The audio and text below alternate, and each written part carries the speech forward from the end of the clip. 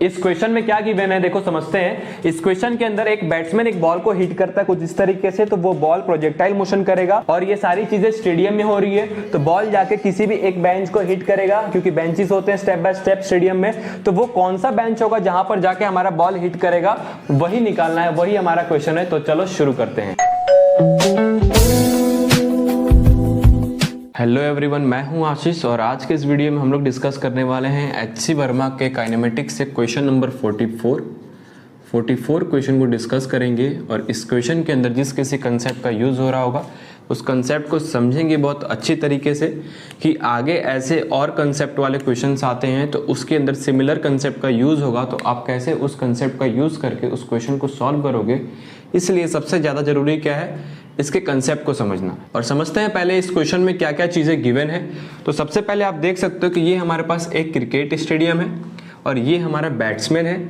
इसने बॉल को 1 metre ground के हाइट से हिट किया है, ठीक है। और ये सामने बेंचेस है जहाँ पे ऑडियंस बैठती है, ओके। इस बॉल को जिस पॉइंट से हिट किया है उस पॉइंट से लेके फर्स्ट बेंच तक का डिस्टेंस कितना है, 110 मीटर, ठीक है। ये चीज़ गिवन है। इस बॉल को हॉरिजॉन्टल से 53 डिग्री पे हिट किया है, okay, with the speed 35 meter per second. तो हमें ये बताना है कि ये बॉल इस बेंचेस में से कौन से बेंच पे जाके हिट करेगा। बेंच का हाइट है 1 मीटर और विड्थ कितना है, 1 मीटर। ऐसे ही ऊपर जाओगे 1 मीटर, यहाँ भी 1 मीटर, मतलब 1 मीटर ऊंचा है और 1 मीटर चौड़ा है, ठीक है। तो हमें ये बताना है कि जब ये बैट्समैन 1 मीटर ग्राउंड से ऊपर से बॉल को हिट करेगा with the angle 53 degree with speed 35 meter per second, तो हमें ये बताना है कि ये बॉल इस बेंचेस में से कौन से बेंच पे जाके हिट करेगा। बहुत ही अच्छा क्वेश्चन है, बहुत ही अच्छा कंसेप्ट लगने वाला है, ठीक है। तो चलो इस क्वेश्चन को सॉल्व करते हैं। सॉल्व करने से पहले समझते हैं कि इसके अंदर कौन सा इक्वेशन का हेल्प लूं, क्योंकि इसका आंसर डायरेक्ट एक बार में नहीं आने वाला है। हम क्या करेंगे, बॉल का बीच बीच में पोजीशन निकालेंगे कि बॉल कौन से पोजीशन पे है, उसके हिसाब से गैस करेंगे कि कौन से बेंच पे जाके हिट करेगा, ठीक है। इस चीज को करने के लिए हमें इक्वेशन का हेल्प लेना पड़ेगा, equation of trajectory. Equation of trajectory के हेल्प से हम इसके पोजीशंस निकालेंगे कि अगर बॉल इस पाथ से जा रहा है तो पोजीशन कहाँ कहाँ है, उसके हिसाब से हम गैस करेंगे कि कौन से बेंच पे हिट करेगा। फॉर एग्जांपल मान लो बॉल इस पाथ से भी जा सकता है, बॉल ऊपर वाले पाथ से भी जा सकता है, या फिर इस पाथ से भी जा सकता है, या फिर कोई और पाथ होगा, तो वो चीज़ हमें नहीं पता। हम क्या करेंगे, इसके कोऑर्डिनेट्स निकालेंगे कि बॉल का पोजीशन कहाँ होगा। हॉरिजॉन्टल डिस्टेंस के हेल्प से हम वाई एक्सिस फाइंड करेंगे और वाई एक्सिस फाइंड करके हम बॉल का पोजीशन निकालेंगे और उसके हिसाब से गैस करेंगे कि कौन से बेंच पे हिट करेगा, ठीक है। तो चलो इस क्वेश्चन को सॉल्व करने के लिए हमें यूज करना पड़ेगा इक्वेशन ऑफ ट्रेजेक्टरी का। इक्वेशन ऑफ ट्रेजेक्टरी का हम हेल्प लेंगे। इक्वेशन ऑफ ट्रेजेक्टरी क्या होता है, y equals to x tan theta into 1 minus x upon r। x and y are the coordinates of the ball. मान लो कि मैं x यहां पुट करता हूं तो y कहां पर होगा, बॉल कहां पर होगा, वो चीज इस इक्वेशन से पता चल जाएगी। इसीलिए मैं इक्वेशन ऑफ ट्रेजेक्टरी का हेल्प ले रहा हूं इस क्वेश्चन के अंदर। आई होप आपको समझ में आया होगा कि मैं क्यों इस इक्वेशन का ही हेल्प ले रहा हूं। अब यहां पे एक चीज देखो कि x क्या हमारा हॉरिजॉन्टल डिस्टेंस हम लेंगे x, तो हमें हर एक पॉइंट पे चेक करना पड़ेगा कि बॉल कहां पर है। तो इस पॉइंट पे x कोऑर्डिनेट क्या हो जाएगा, देखो 110 क्या हो जाएगा, ये कोऑर्डिनेट। और वैसे ही सिमिलरली यहाँ पर क्या हो जाएगा, इस पॉइंट पे 111। क्यों, क्योंकि यहाँ तक 110 है और इसका विड्थ कितना है, 1 मीटर। तो 1 मीटर ऐड करोगे तो 111 मीटर आएगा। वैसे ही सिमिलरली इसका निकालो, 112 इसका निकालोगे, 113 इसका निकालोगे, 114 इसका निकालोगे, 115 इसका निकालोगे, 116 इसका निकालोगे, 117 और लास्ट वन का 118। हमें ये चेक करना है कि हर एक x कोऑर्डिनेट के ऊपर y की वैल्यू क्या आती है, उसके हिसाब से बॉल का पोजीशन निकालेंगे और बॉल का पोजीशन मिल जाएगा। और फिर उसके बाद हम ये चेक करेंगे कि बॉल कौन से बेंच को हिट करेगा, मतलब एकदम पास जाना है बेंच के, और फिर हमें ये पता लगाना है कि कौन से बेंच को हिट कर रहा है। ओके, तो चलो अब इस इक्वेशन ऑफ ट्रेजेक्टरी के हेल्प से ये पता लगाते हैं कि बॉल की पोजीशंस क्या है, ठीक है। तो इसके अंदर आपको r दिख रहा होगा, ये हमारा मैक्सिमम रेंज है। ये रेंज कहाँ तक है, इस बॉल को 1 मीटर अबव द ग्राउंड से हिट किया है, मतलब ये जो लाइन आप देख रहे हो ये आगे जा रही है, एक्सटेंड हो रही है, ये अंदर अंदर जाएगी, और जिस भी पॉइंट पे ये बॉल जाके अपना मोशन कंप्लीट करेगा उस पॉइंट को हम क्या बोल देंगे, मैक्सिमम रेंज। मतलब रेंज की वैल्यू निकालनी है कि कहाँ पे बॉल ये मोशन करके वापस इस लाइन को हिट करेगा, वो हमारा क्या है, आर है। ठीक है, तो आर की वैल्यू हमें निकालनी है और ये हमारे पास क्या है, प्रोजेक्टाइल मोशन है। तो R equals to u square sine 2 theta by g का हेल्प ले सकते हो आप, बताओ कोई दिक्कत है? इसको मैं लिख सकता हूँ u square 2 sine theta cos theta by g. मैंने साइन 2 थीटा को खोल दिया है 2 साइन थीटा कॉस थीटा से। यहाँ पे यू स्क्वायर क्या है, यू क्या था 35 मीटर पर सेकेंड, 35 का स्क्वायर कर दो इंटू 2 इंटू साइन 53 डिग्री होता है 3/5 और कॉस 53 डिग्री होता है 4/5 divide by acceleration due to gravity की वैल्यू होती है 9.8 मीटर पर सेकेंड स्क्वायर। और अगर आप इसको सॉल्व करते हो तो फाइनल आंसर आएगा 120 मीटर, जो कि हमारा रेंज होगा मैक्सिमम।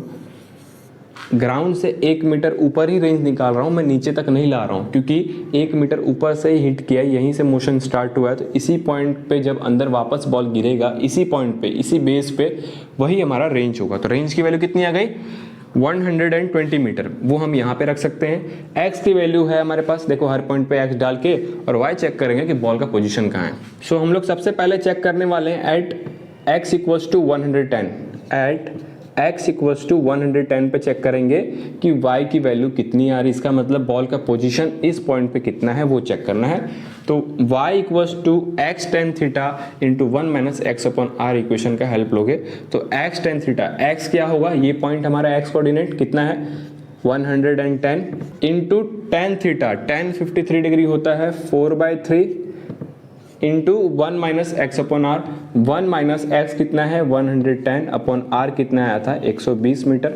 अगर आप इसको फर्दर सॉल्व करोगे तो आएगा 110 इंटू 4/3, नीचे एलसीएम ले लो, ऊपर माइनस करोगे तो ऊपर 10 बचा, नीचे 120। इसको आप फर्दर सॉल्व करोगे तो जो आपके पास y की वैल्यू आएगी वो आएगी 12.2 मीटर समथिंग।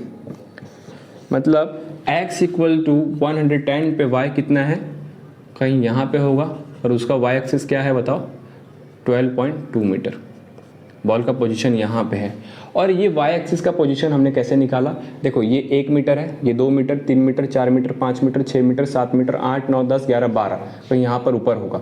तो मैंने सपोज मान लिया कि बॉल का पोजीशन यहाँ पे, इसका मतलब ये तीनों पाथ जो हमने कंसिडर किया था ये तीनों गलत हो गए। बॉल का पोजीशन कहाँ है, इस पॉइंट पे 12.2 मीटर पे, मतलब बॉल अभी यहाँ कहीं पे हिट नहीं करेगा, अगले 2-3 सीढ़ी पे हिट नहीं करने वाला, अभी आगे जाने वाला है। तो मैं अगले 2-3 बेंचेस का नहीं निकालूंगा, मैं डायरेक्ट रैंडमली निकाल लेता हूँ अब 115 का। 115 पे y एक्सिस की वैल्यू कितनी होगी वो हम फाइंड कर लेते हैं, at x equals to 115। Okay, तो यहाँ पे अगर आप निकालोगे y इक्वल्स टू x क्या है 115, tan थीटा था 4/3, 1 minus X upon R, x कितना है 115 डिवाइड बाई 120। इसको सॉल्व करते हो आप तो 115 इंटू 4/3, एलसीएम लोगे तो ऊपर 5 बचेगा, नीचे 120 बचेगा। इसको आप फर्दर सॉल्व करते हो तो आपके पास जो वैल्यू आ जाएगी वो आ जाएगी 6.38 मीटर। मतलब at x equals to 115 y की वैल्यू कितनी है 6.38, y की वैल्यू क्या आई 6.38, मतलब x इक्वल्स टू 115 कोऑर्डिनेट पे y की वैल्यू आई 6.38। ये कहाँ पर होगी उसको समझो, 1 मीटर ऊपर ये 2 meter, 3 meter, 4 meter, 5 meter, 6 meter, 6.38 है, मतलब यहाँ तक 6 मीटर है। कहीं यहाँ पर बॉल होगा 6.38, ये कोऑर्डिनेट है, तो बॉल कहीं यहाँ पर होगा। सो हमें ये तो पता चल गया कि अभी तक बॉल ने मोशन कुछ इस तरीके से किया, ये गया y एक्सिस यहाँ पर आया, फिर यहाँ से y इक्वल्स टू 6.38 पे आया। अब आगे का नहीं पता, हमें देखने से ये लगता है कि बॉल यहाँ कहीं पे हिट करेगा, लेकिन हम एक बार चेक करेंगे, इसलिए अगले एक पॉइंट और पे निकाल लेंगे कि y एक्सिस की वैल्यू कितनी होती है, और उसके हिसाब से हम श्योर हो जाएंगे कि नहीं इन दोनों के बीच में ही कहीं पे हिट कर रही है। ठीक है, ये बहुत अच्छा क्वेश्चन है। इस इक्वेशन और ट्रैजेक्टरी को समझने के लिए बहुत सारे बच्चों को नहीं पता चलता y x का रिलेशन क्या होता है, कैसे क्या होता है। देखो इसी चीज का हेल्प करके हम हर एक पॉइंट पे पोजीशन निकाल रहे हैं, इस बॉल के पाथ को हम लोग ट्रेस कर रहे हैं इस इक्वेशन के हेल्प से। ओके, तो चलो हमारा थर्ड स्टेप क्या होगा, एट x इक्वल्स टू 116 पे, उसके लिए इसको रफ करना पड़ेगा। इसको रफ कर देता हूं,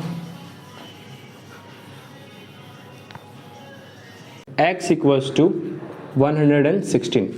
सो y equals to x tan theta into 1 minus X upon R करोगे। x क्या है 116, tan थीटा होता है 4/3 इंटू 1 माइनस एक्स कितना है 116 डिवाइड बाई 120। इसको फर्दर सॉल्व करोगे तो क्या आ जाएगा 116 इंटू 4/3 इंटू एलसीएम लोगे तो ऊपर 4 आ जाएगा, नीचे 120 आ जाएगा। और इस y को अगर आप फर्दर सॉल्व करोगे तो जो आंसर आ जाएगा वो आएगा 5.15 मीटर।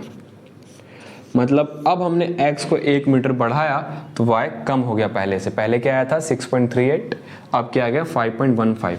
मतलब बॉल का मोशन अब कुछ इस तरीके से नीचे जा रहा है। y का पोजीशन पहले 6.38 था, अब जैसे ही 1 मीटर x एक्सिस को इंक्रीज किया तो y का पोजीशन पहले से कम हो गया। हुआ कितना 5.15 मीटर। ये 1 meter 2 meter 3 meter 4 meter 5 meter ball कहीं यहाँ पे हिट करेगा, लेकिन ये तो बेंच के अंदर का पोजीशन है, तो बाहर का पोजीशन कहाँ था इस एक्सिस पे 6.38। मतलब बॉल इस वाले एक्सिस को तो पार कर गया, मतलब कहीं यहीं पे हिट करेगा बॉल। इस वाले y एक्सिस को बॉल पार कर चुका है क्योंकि इस एक्सिस पे y की वैल्यू आ गई थी 6.38। मतलब अब इससे पहले तो बॉल गिर ही नहीं सकता, बॉल इसके बाद ही गिरेगा। और जैसे ही हमने 116 पे निकाला y की वैल्यू तो वो आ गई 5.15, मतलब कम हो गया। इसका मतलब अंदर चला गया पोजीशन, मीन्स इस वाले बेंच पे बॉल हिट करेगा बॉल। अब ये बेंच कौन सा है उसको समझते हैं, नीचे से चलना पड़ेगा। बेंच कौन सा है उसको समझो। अगर मान लो यहाँ पर फर्स्ट पर्सन बैठा है, यहाँ पे फर्स्ट पर्सन कुछ इस तरीके से बैठा होगा, उसका सर इधर होगा, इस तरीके से उसका पीठ इस वाले बेंच पे टच कर रही होगी, और इस तरीके से फर्स्ट पर्सन बैठा होगा। तो ये हमारा बेंच नंबर 1 हो गया। आप समझ रहे हो इस चीज़ को, उसका पाँव नीचे है। और सेकेंड पर्सन जस्ट इसके इधर यहाँ बैठा होगा, जैसे ये बैठा है वैसे ही बैठा होगा। अब आप सोच रहे होगे कि एक दूसरे के ऊपर कैसे बैठे होंगे, तो मैं बता दूं कि बेंच के बीच में डिस्टेंस होते हैं। मैंने साइड व्यू लिया इसलिए आपको लग रहा है कि एक के पीछे एक बैठे हैं, लेकिन इनके बीच में डिस्टेंस रहता है। ये अरेंजमेंट कुछ इस तरीके से रहता है और आपको साइड से देखने पर लगेगा कि ये दोनों साथ नहीं बैठे, पर ऐसा नहीं है, इनके बीच में डिस्टेंस रहता है। ठीक है, तो ये first person, second person, third person, वैसे ही यहाँ पे एक बैठेगा, बताओ। This is fourth one, this is fifth one, मतलब फिफ्थ बेंच पे फिफ्थ पर्सन। वैसे ही जिस बेंच पे हमारा बॉल हिट किया है वो क्या हो जाएगा, वो हो जाएगा सिक्स्थ पर्सन, मतलब सिक्स्थ बेंच।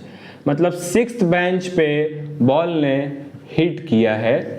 ठीक है, देखो एक बार वापस इसको समझते हैं। एक बैट्समैन है, उसने 1 मीटर ग्राउंड से ऊपर बॉल को हिट किया at angle 53 degree with speed 35 meter per second. तो बॉल कौन से बेंच पे हिट करेगा? बहुत ही अच्छा क्वेश्चन है, बहुत ही प्यारा क्वेश्चन है। अगर आप सोचते हो तो स्टार्टिंग में बच्चे सोच के ही छोड़ देंगे कि यार ये कैसे मालूम चलेगा कि कौन से बेंच पे हिट किया, ये कैसे निकालेंगे। आपने जो चीजें पढ़ी है, भले ही आपसे सॉल्व नहीं हो रहा, आप इसको अप्रोच करो, कहां तक पहुंच सकते हो इस क्वेश्चन में, आप बस वो ट्राई किया करो। डायरेक्ट छोड़ा मत करो कि नहीं यार ये कैसे हो सकता है, बैट्समैन ने हिट किया और बॉल गया बेंच पे हिट किया, कौन से बेंच पे? ये तो यार बहुत हार्ड क्वेश्चन हो गया। स्टेडियम में मैच वगैरह देखते हैं तो बॉल हिट करता है तो एंगल वेंगल सब दिया है, डिस्टेंस भी दिया हुआ है। आपको सिंपली दिमाग में ये चीज क्लिक होना चाहिए इस क्वेश्चन को देख के कि इक्वेशन ऑफ ट्रेजेक्टरी के हेल्प से इजीली हम निकाल सकते हैं, क्योंकि इसके अंदर पोजीशंस गिवन होते हैं। एक्स और वाई क्या होते हैं, हमारे कोऑर्डिनेट्स होते हैं। तो हम हर एक पॉइंट पे पोजीशन निकाल के हम ये एनालाइज कर पाएंगे कि बॉल कौन से बेंच पे हिट करेगा। ठीक है, बस यही क्वेश्चन था। और अगर आपको ये क्वेश्चन हेल्पफुल लगा तो लाइक कर देना, चैनल पर नए हो तो सब्सक्राइब कर देना। ऐसे और वीडियोस हमारे चैनल पे आते रहेंगे। Thank you so much for watching this video. मिलते हैं किसी नई वीडियो में, तब तक के लिए bye. Keep learning and keep smiling. Bye bye.